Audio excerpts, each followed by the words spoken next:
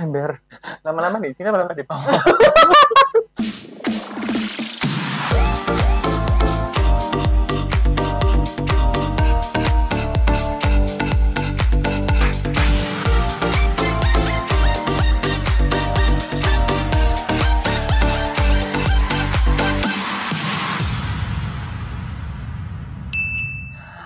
Hai girls, welcome back to my channel. Dan kali ini ada satu sosok di sebelah saya. Halo.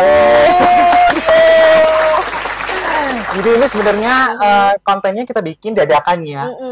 Kita nggak ada schedule untuk bikin konten ini, tapi tadi udah gini, udah deh kita ngobrol aja. Dan mungkin dari obrolan kita nanti akan ada timbul ide-ide baru atau mungkin semangat baru buat kalian yang cluenya berkecimpung di dunia sosial media. Oke, kita langsung aja, nggak usah berlama-lama. Ini dia Miss Ajeng. Halo, selamat siang. Halo, selamat siang Kak Bel. Panas ini, ya bener. Jadi as you know guys, Malang ini lagi panas banget ya. Aku nggak tahu Malang panas tiba-tiba hujan. Nah, gitu. Jadi kalau orang bilang Malang selalu adem itu kayaknya enggak sih sepenuhnya sekarang. benar ya. Mungkin dulu iya sih. Betul. Tapi sekarang udah, aduh, kayak mana ya? Kayak kota-kota lainnya yang panas sih sebenarnya. Kayaknya nggak enak ya. Kayaknya kota lain juga lebih panas. Iya benar. Cuman paling enggak kalau di Malang nih kita masih bisa hidup tanpa AC ya. Iya. Kalau mungkin di kota lain harus full 24 jam AC-nya hidup. Kalau di sini masih bisa lah. Iya. Masih bisa bertoleransi. Oke, girls, jadi aku mau kasih gambaran singkat. Jadi Miss Ajeng ini adalah manajer aku. Iya benar. Jadi kalau kalian ngechat Kak Bel, biasanya itu aku yang balas ya. Itu nomorku. Exactly. Jadi aku sama Ajeng udah bekerja. Kita berapa lama, Jeng? 7 months. Oke, 7 months. Jadi sekitar tahun lalu ya, kita tahun lalu ketemu, kita ngobrol-ngobrol, dan aku bilang sama Ajeng, aku butuh bantuan untuk meng-arrange semua jadwal-jadwal aku, dan ya kita ketemunya cepet kok ya, cepet, dan akhirnya kita bisa kerja bareng. Iya, seneng banget kerja sama Ajeng, tahu-tahu semua beres terus. Beres. Terus itu Iwan, itu yang kenalin Iwan loh Kak. Benar, Iwan yang di make upin di TikTok aku. Jadi itu tahu-tahu ada Kak, ini apa nanti tinggal tunggu brief, udah deal, tinggal tunggu brief gitu. Oke, jadi mungkin kita perkenalan dulu, mungkin Ajeng bisa perkenalin. Manggilnya apa nih? Manggil panggilannya fans Kabel apa? Ya ada apa, girls gitu. Girls, Hi gitu. girls. Karena mostly girls. Oh gitu. Even though guys, they feel like girls. Itu kan perasaan ini ya, lembut, sensitif, soft gitu kan. Gitu. Hi girls. Hi girls. Jadi kenalin, aku Ajeng, manajer dari Bella Bells. Dan juga apa ya? Apalagi ya Kak? Mungkin background kali ya. Background pendidikan. Background pendidikan. Kalau background pendidikan, S1 aku di Universitas Brawijaya. Aku ngambil pendidikan bahasa Inggris. Kalau S2 di Kuala Lumpur, aku ambil International Business Communication. Gitu. Jadi kita sama-sama anak Brawijaya. Iya, sama-sama alumni.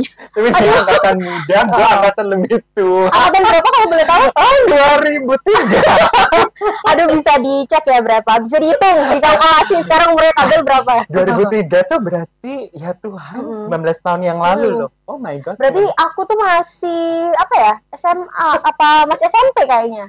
Kamu umur berapa sih, Jang? Aku sekarang 25. 25 kurangi 19. Kamu berarti umur 6 tahun. Oh, 6 tahun masih ya ampun. Masih SD kelas 1, Kak. Aku kuliah, kamu SD. Oh, ketahuan deh. Tapi Kabel nggak ketahuan sih, nggak kelihatan sih kalau udah. Kalau untuk alasan profesionalitas, kita tidak boleh terlihat tua.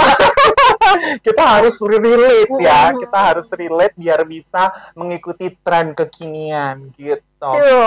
Nah, karena S2-nya di Kuala Lumpur ya. Kuala Lumpur. Nah, berarti S2-nya itu berarti setelah kamu lulus S1, itu dunia sosial media udah rame dong. Udah rame. Karena aku dulu kuliah tuh zamannya Friendster. Oh iya. Aku nggak zamanin sih zamannya. Pasti kamu udah Facebook. Pet waktu itu. Oh ya ampun, itu udah lebih baru lagi. Lebih baru lagi. Sayang ya petnya udah nggak ada. Iya, padahal seru loh. Iya bener. Check in langsung di mana gitu. Dulu aku mikir check-in di hotel gitu, ternyata enggak. Di mana-mana tempat ya iya, bisa gitu check-in. Oke, nah jadi karena sosial media rame, makanya S2-nya ngambil di Kuala Lumpur, betul. Jadi sebenarnya dulu itu waktu akan sebenarnya terjun di entertain, jadi as a broadcaster itu udah dari SMA kan. Oh ya, Ajeng ini juga ini penyiar radio. Dulu. Oh dulu. Penyiar radio, MC, moderator, voice over talent kayak gitu. Berarti ini ya, berarti udah berhubungan dengan dunia audiovisual kerjaannya. Oke. Gitu. Jadi waktu itu tuh SMA udah mulai awal karirnya tuh di MC. Terus waktu aku masuk kuliah itu aku sempat sekolah broadcasting juga. Gitu. Sekolah broadcast, setelah itu baru deh waktu semester 3 aku join radio. Gitu. Dari radio situ mulai ikut lomba-lomba nih, kayak lomba, tapi bukan ke pageant ya kecantikan ya Kak, tapi lebih kayak ke apa sih, kayak intelijensia gitu loh. Jadi kayak duta bahasa kayak gitu. Lebih ke sana, terus kayak duta kayak campaign debat gitu juga nggak? Debat iya. Debat kan? Debat iya, terus speech contest iya, aku ikut, terus habis itu jadi kayak moderator, terus merambah ke voice over talent juga. Dari situlah dari radio itu pernah juga ditawarin kayak casting gitu loh, casting film. Casting film? Casting film. Casting film itu untuk audionya atau audiovisual juga untuk atau gimana? Audiovisual. Audiovisual. Berarti suara juga, penampilan juga. Benar. Karena kan kalau ini ya, kalau misalnya drama-drama Cina nih, kalau aku tuh kan suka search gitu ya. Kalau drama-drama Cina itu belum tentu suaranya yang ada di tampilan TV itu suaranya mereka. Karena mungkin waktu take ada sutradaranya itu pakai pengeras suara untuk ngarahin kan. Jadi sama mereka mungkin di clean, semuanya di-cut, jadi harus voice over. Nah, jadi kalau aku nggak tahu kalau sinetron di Indonesia kayaknya suaranya suara sendiri kan, gitu loh. Tapi kalau di drama Cina yang aku tahu tuh kadang biasanya aktornya memang looknya handsome, tapi kadang suaranya kurang. That's why kalau misalnya ada reality show itu mereka biasanya ditemuin sama orang yang voice over. Aku udah nonton drama Cina sih. Nah, jadi lucu sih. Kita bahas sedikit karena ini berhubungan dengan voice over. Jadi kadang si aktornya itu nantangin voice over si orang yang voice overnya untuk acting. Terus habis itu yang acting disuruh voice over. Iya. Jadi kadang memang ya semua itu balance ya. Kadang kita punya kekurangan fisik oke, tapi mungkin kita gagap. Atau nggak punya suara kadang kita, atau mungkin punya intonasi yang kurang gitu. Jadi kalau di drama Cina itu seperti itu. Tapi kalau di sini kayaknya kalau kita udah bicara audiovisual, kita harus dituntut untuk whole package gitu. Dan ternyata aku baru tahu dari ceritanya Ajeng tuh dunia voice, dunia suara itu ternyata karirnya banyak ya. Banyak banget. Jadi bisa voice over, bisa untuk voice komersial, over, untuk komersial, untuk drama, terus habis itu untuk yang spesifik. Kalau spesifik itu biasanya kayak misalnya ada suara orang jalan kaki tuh. Nah, itu kan pakai voice over juga tuh yang di film-film. Sound effect ya. Sound effect kayak gitu. Nah, terus habis itu kayak misal ketawa itu juga ada yang pakai voice over kayak gitu. Terus habis itu misal niruin suara hewan. Terus kayak film-film kalau di Indonesia tuh banyak sih film-film kayak kartun gitu yang emang pakai dubber animasi gitu, ya, untuk animasi. Karena aku tahu juga ada kayak hacks gitu ya, kayak hacks kayak misalnya untuk suara hujan tuh voice overnya tuh pakai kacang hijau tapi ditaruh di itu, jadi bukan air gitu loh. Jadi ternyata dunia voice itu juga luas gitu loh. Nggak hanya kita tuh harus tampil di depan kamera, even tuh kita nggak tampil pun ternyata dunia voice juga bisa jadi bisnisnya, bisa jadi komersial gitu. Jadi buat kalian yang suaranya bagus itu bisa kok sekarang, bisa jadi pilihan karir istilahnya. Sekarang udah banyak Kak, jadi kayak ada semacam agensi juga. Kalau di Malang tuh kalau nggak salah namanya Suarain. Ada. Jadi memang lumayan maju ya. Jadi dia tuh memang menaungi beberapa voice over talent gitu. Gitu. Terus juga ada banyak yang kayak sayembara. Kayak kapan hari itu ada pemerintah yang sayembara ini voice over juga. Jadi mereka itu bikin video, ada transkripnya gitu. Soal kayak Danau Toba, terus Bali, pokoknya tentang keindahan alam Indonesia lah gitu. Berarti mungkin kalau misalnya project pemerintah yang kayak Wonderful Indonesia, mungkin suara-suaranya kalau kalian dengar suara mungkin dari hasil-hasil begitu ya? Iya emang itu memang ada sayembaranya. Jadi waktu itu tuh yang daftar sekitar 1.000 berapa gitu loh. Terus habis itu dipilih, banyak. Dipilih 25, dari 25 nanti di-challenge lagi 10. Pokoknya yang berangkat ke Jakarta tuh kalau nggak salah 5 orang gitu. Wow. Atau 10 orang gitu. Wow, jadi ini buat kalian yang suka ngoceh, yang suka ngoceh, baca skrip, intonasi, kalau misalnya. Jadi jangan takut untuk ngomong-ngomong lebay. Iya, benar. Karena kadang kita memang bikin iklan juga lebay ya. Kadang dramatis gitu kita bilangnya, bukan lebay sih, dramatis gitu. Dulu kan aku pernah ikut seminar kayak voice over gitu kan. Jadi si pembicaranya ini ternyata tuh suka bikin kayak niruin sih lebih tepatnya. Jadi ada iklan Pepsodent gitu ya. Dia niruin, diupload di Facebooknya dia. Terus akhirnya dia dihubungin tuh sama company-nya. Mau nggak ini jadi jadi voice over talent untuk ngisi iklan yang misal seri berikutnya kayak gitu. Jadi jangan takut untuk mengekspos diri sendiri. Iya, benar. Mengeksplor diri sendiri dan mengekspos apapun bentuknya ya. Bisa jadi misalnya kita cuma niru-niruin aja awalnya, tapi akhirnya mungkin kita dilirik sama produser, sama talent director atau apa segala macam gitu ya. Oh, jadi buat kalian. Karena sebenarnya gini sih, jadi kayak beberapa company itu memang butuh, misalnya nih kalau kita di dunia radio, dunia voice gitu kan, ada yang bilang kayak aduh suaraku ini banget, medok banget misalnya gitu, atau suaraku cempreng banget, padahal beberapa brand itu emang butuh yang spesifikasi kayak gitu, pengen nih cari yang emang suara itu Jawa banget, terus habis itu cari yang suaranya tuh misal kayak jengkelin, kakak tahu kayak gitu. Itu kan kalau misal standar radio mungkin dia nggak masuk kayak kualifikasi kan, tapi ada uniqueness-nya sendiri. Berarti gitu. Ada konteksnya. Ada konteksnya. Ada temanya ya. Kamu mau kemana, sama lah kayak misalnya orang mau cantik-cantikan kayak model tuh. Mau model apa? Mau model catwalk, mau model beauty, mau model high fashion gitu. Ada macam-macam. Jadi kira-kira kayak gitu ya. Jadi nggak melulu tentang suara-suara cantik aja yang dibutuhkan, tapi suara yang unik, karakter, dramatis gitu perlu. Karena ya itu tadi ya, kita harus bisa istilahnya kayak mengeksplor suara-suara kita. Kadang mau explore dan expose. Bener. Zaman sekarang kalau nggak di-expose sayang banget. Karena kadang sekarang. Karena kadang chance-nya, kesempatannya datang kalau kita mengekspos diri kita sendiri. Jadi nggak apa-apa narsis sedikit ya. Nggak apa-apa narsis sedikit.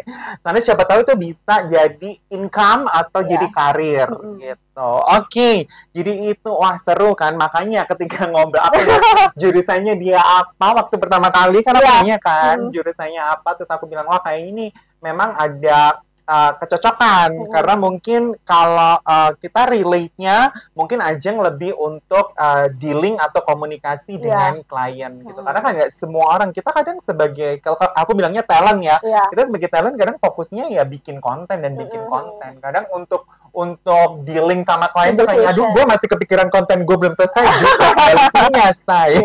Tapi memang sebenarnya kalau di kuliahku tuh ada pelajarannya gitu Kak. Ada memang mata kuliah tentang negotiation gitu. Jadi gimana cara kita maintain customer, terus cara kita nego gitu. Karena business communication, communication yang mengarah ke bisnis ya. Oke, makanya ada part negotiation.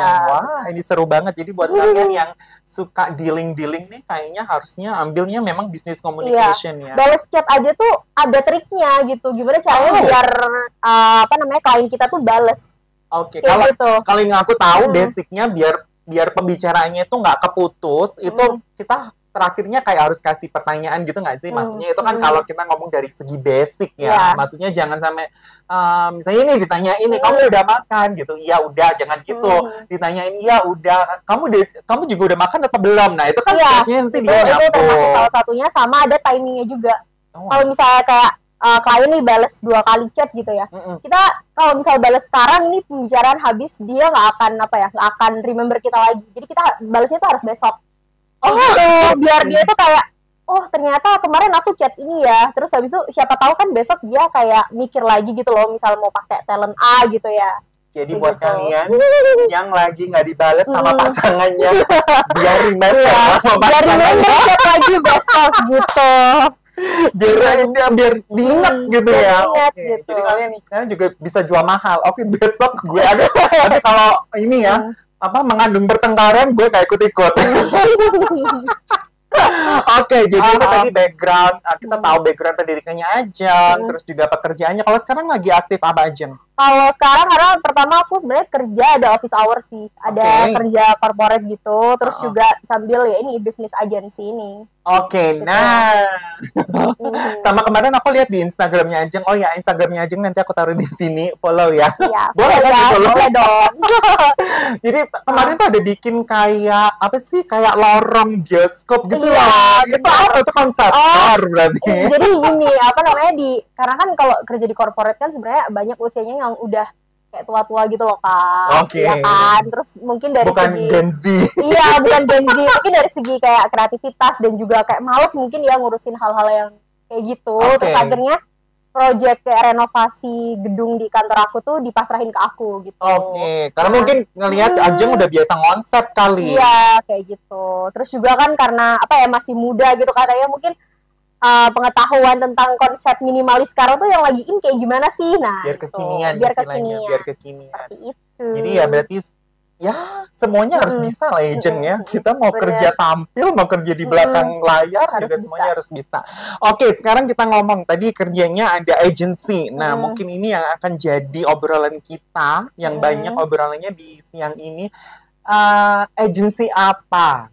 Oke, mungkin kalau kalian follow Kabel ya kan di bio-nya itu mungkin ada kayak tulisan manajer Ajeng gitu ya, ada nomor aku di sana. Nah, mungkin kalau misal kalian ngikutin story Kabel, sering repost-repost dari Draw Entertainment, nah itu agensinya.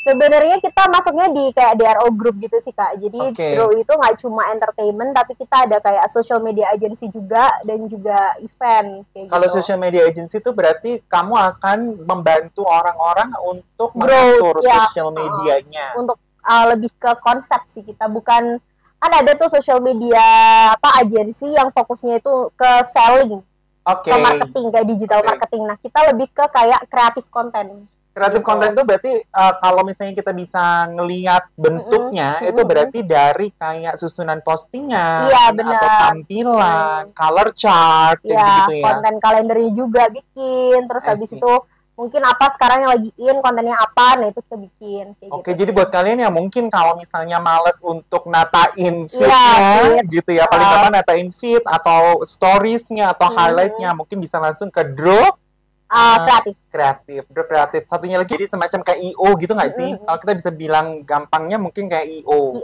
Dan satu lagi yang Draw Entertainment. Kalau yang Draw Entertainment ini berarti lebih ke konten. Lebih ke, kalau entertainment tuh lebih ini talent management. Talent management. Berarti kalau misalnya kita ngomong talent management itu berarti apa yang di-manage dari talentnya?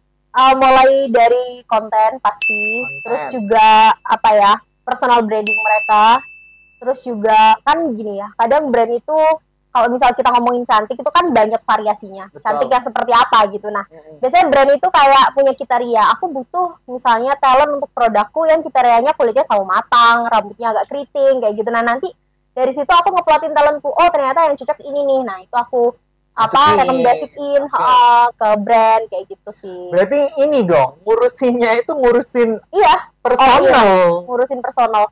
Mulai dari misalnya kayak jadwal job mereka, jadwal visit, terus juga kayak Kabel ya, endorse kayak gitu.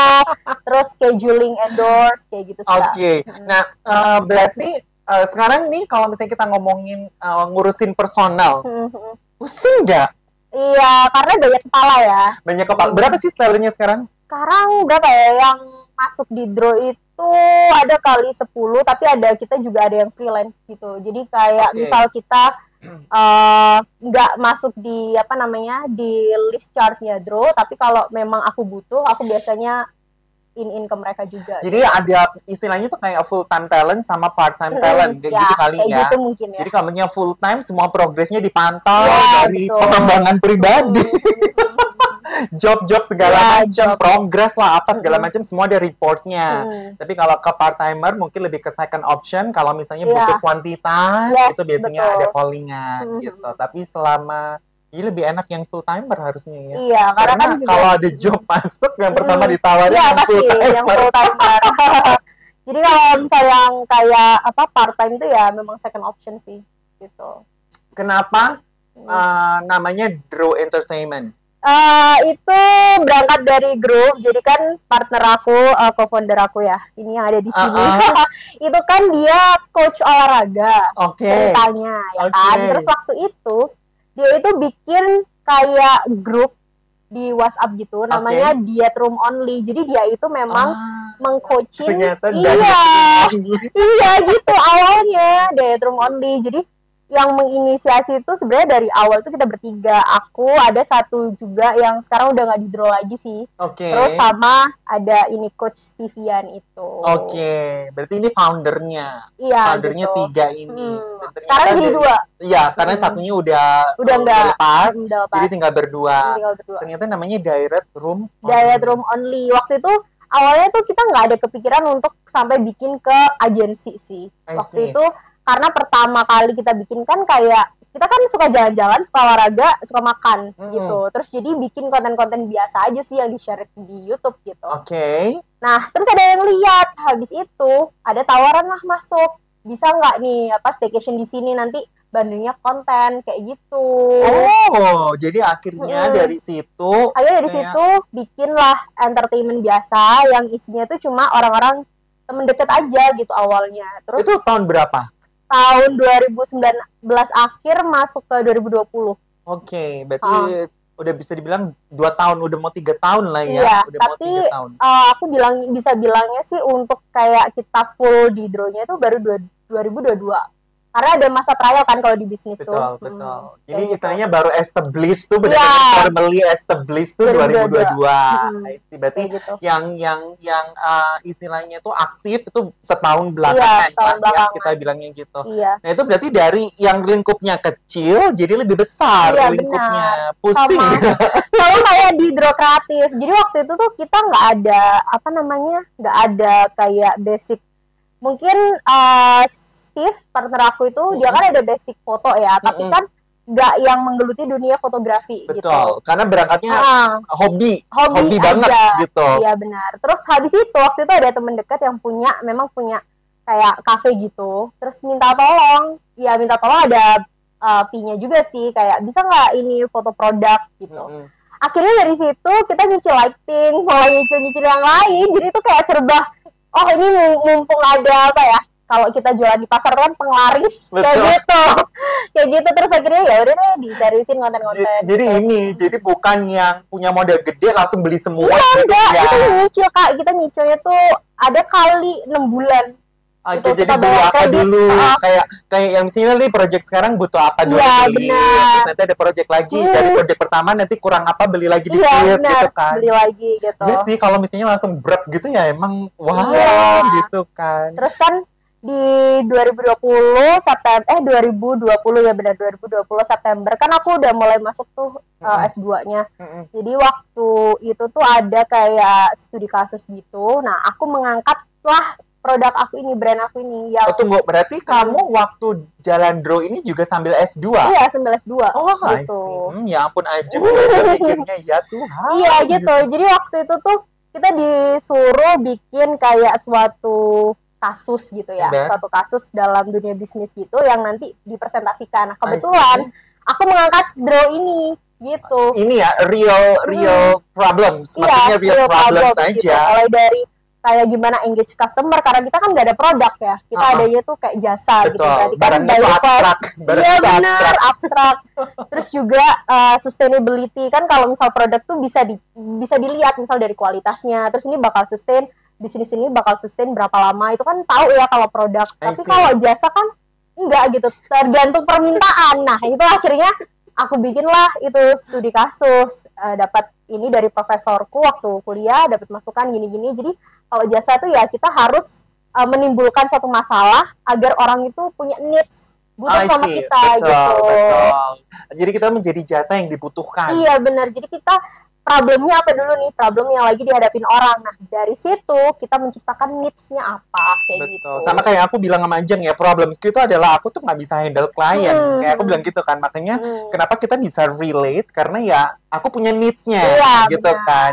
Aku tuh nggak bisa. Jadi kalau handle klien tuh kan, kalau gue kan agak sombong gitu ya, lu butuh gue ya udah lu kontak, lu nggak butuh ya gue bye gitu kan. Tapi kan kita dalam menghadapi klien kan nggak bisa gitu juga. Mungkin karena ada timingnya dia yang mungkin belum sekarang, atau belum ini, bukan tentu mereka nggak butuh, tapi mungkin belum. Gitu. Jadi makanya aku bilang sama Jem, tolongin dong pokoknya handle klien aja, aku bilang gitu. Iya, kayak gitu sih Kak ceritanya. Terus dari situ mulailah belajar lagi kayak ya itu tadi kayak negotiation gimana, terus kita kan nggak ada produk, terus apa yang mesti di prepare kayak gitu sampai trik gimana caranya kalau misalnya kita bisnis. Sebenarnya ini kan bisnis aku ke-7.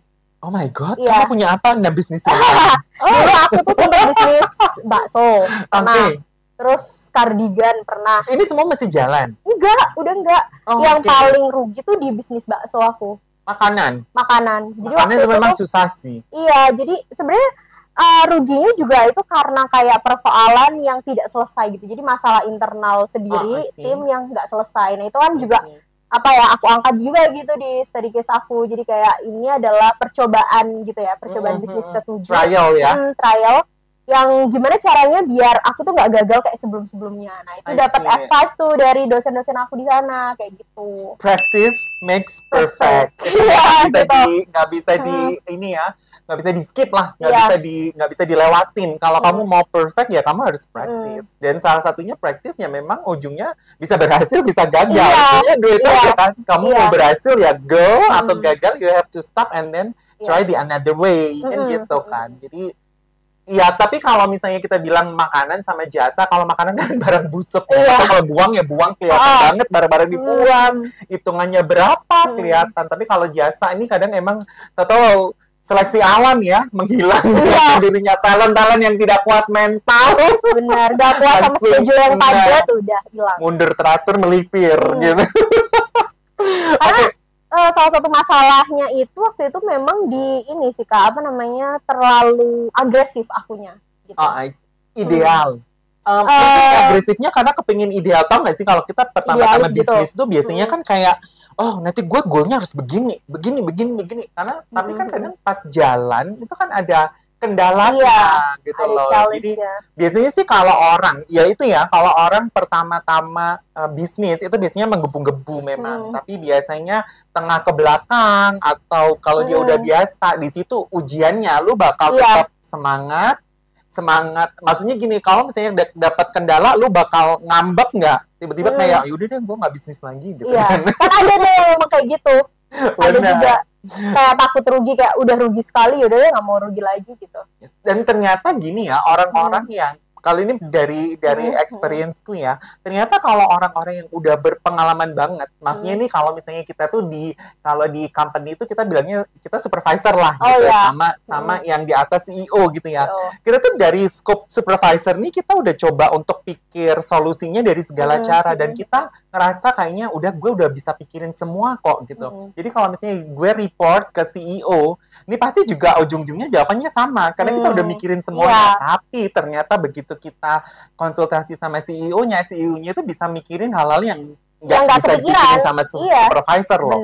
Makanya jam terbang itu tadi memang penting banget gitu. Jadi kalau bisa kita semua jadi CEO karena biar kita tuh bisa ngelihat semua problem tuh dari so many perspective gitu loh. Karena kadang kita kalau udah di posisi ini biasanya perspektifnya cuma gitu aja. Makin naik perspektifnya biasanya makin gede dan bisa kasih solusi gitu. Jadi buat kalian jangan nggak mau belajar gitu. Belajar terus gitu. Jadi kalau gagal sekali ya udah bangkit lagi gitu. Hajar. Karena memang sih Kak, ada kedewasaan dalam bisnis tuh ada gitu. Sometimes kalau maturity, sometimes kalau kita masih awal mungkin kayak pikirannya kayak takut rugi. Jadi kalau ada masalah, kalau orang biasa bisnis rugi biasa. Begitu jangan sampai rugi deh. Jangan sampai rugi gitu. Mentalitinya ya. Jadi kayak maturity-nya itu masih kalau dalam menghadapi masalah tuh masih yang menggebu-gebu gitu. Tapi kalau misalnya udah by experience, udah lebih tenang, udah lebih calm. Jadi gimana caranya biar bisnis ini sustain, udah nurunin ego lah. Betul, gitu. Karena kalau kita mau gede ya kita nggak bisa kerja sendiri ya. Iya. Sama kayak dulu aku kan bilang sama Ajeng, aku biasanya handle sendiri semua, makanya ya begitu-begitu aja ritmenya. Tapi begitu kalau ada tim, ada manajer dan lain sebagainya kan kita bisa fokus. Akhirnya itu bisa dari brand-brand baru yang mungkin aku nggak bisa handle sendiri, Ajeng bisa approach, atau Ajeng bisa kasih juga maksudnya masukan ke brand yang mungkin aku belum kenal juga. Kayak Ajeng biasanya, kamu mau nggak ini ada brand ini nih, itu aku nggak tahu brandnya, terus Ajeng coba deh Jeng gitu dia. Karena ya emang gimana-gimana kita harus always trying something new ya, gitu loh. Biar kita tuh juga kalau istilahnya pisau tuh diasah tajam gitu loh. Ada kan quotes-nya, kalau if you want to go big, go alone. If you want to go far, go together. Gitu. Jadi kalau kamu mau, istilahnya itu kalau kamu mau viral aja udah sendirian. Tapi kalau kamu mau long career, nah itu jalannya harus ya nggak bisa cepat tapi bareng-bareng. Bareng-bareng. Terus kayak misalnya diundang di acara launching sebuah kafe misalnya, mereka pasti maunya gratis, kan cuma datang doang makan. Itu kan makanya kenapa yang viral-viral juga cepet gitu jatuhnya juga gitu.